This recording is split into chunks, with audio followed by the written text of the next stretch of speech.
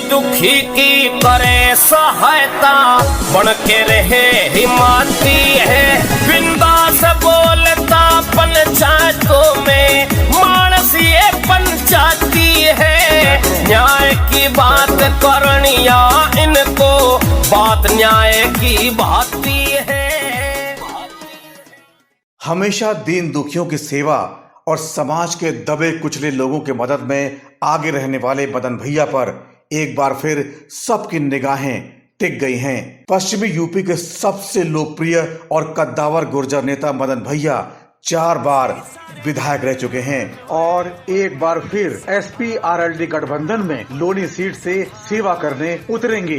पिछले 1 साल तक चले किसान आंदोलन के दौरान मदन भैया ने किसानों को भरपूर समर्थन और मदद की। इसीलिए किसान नेता राकेश टिकैत खुद चलकर मदन भैया से मिलने पहुंचे। इसके बाद मदन भैया का एक बार फिर समर्थन बढ़ गया और गाजियाबाद जिले की लोनी सीट पर मदन भैया की जय जयकार हो रही है। मदन भैया को इतनी लोकप्रियता ऐसे ही नहीं मिली, उनका जीवन संघर्षों में बीता। वे जीवन भर झूठे आरोपों और विरोधियों की साजिश का मुकाबला करते रहे, लेकिन कभी हार नहीं मानी। ऐसी ही मुश्किलों और संघर्षों के बीच किसान का यह बेटा हमेशा गरीबों की लड़ाई लड़ता रहा। हर आदमी हिंदुस्तान में, हर विचारधारा के आदमी को जीने का हक है, हर विचारधारा को अपना कार्य करने का हक है, हर पार्टी को अपनी बात कहने का हक है। कोई भी पार्टी ये किसी को इजाजत नहीं देती आप किसी को गाली दें, आप किसी को जो है भड़काएं, आप किसी को जो गलत भाषा का उपयोग करें, और विशेष तौर से किसानों का। 11 सितंबर 1959 को खेखड़ा में जन्मे मदन भैया कभी किसी के आगे झुके नहीं। शायद इसीलिए उन पर और दबंग नेता होने का तमगा लगा दिया गया। उनके खिलाफ दर्जनों झूठे मुकदमे लादे गए।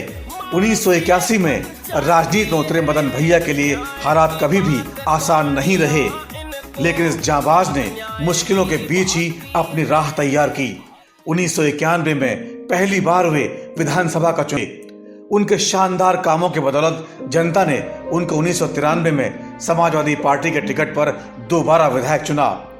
2002 में उन्होंने निर्दलीय ही चुनाव जीतकर सभी को एहसास करवा दिया कि पश्चिमी यूपी की जनता उनको कितना प्यार करती है।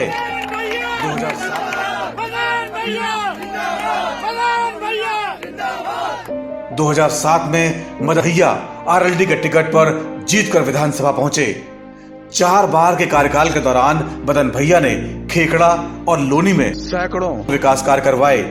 हालांकि उनको सांप्रदायिकता वाली राजनीति का मुकाबला करने में काफी मुश्किलें भी आई, लेकिन गरीबों और किसानों का उनको हमेशा समर्थन मिलता रहा। परेशानी तो गरीब को ही है जी, परेशानी गरीब को ही है।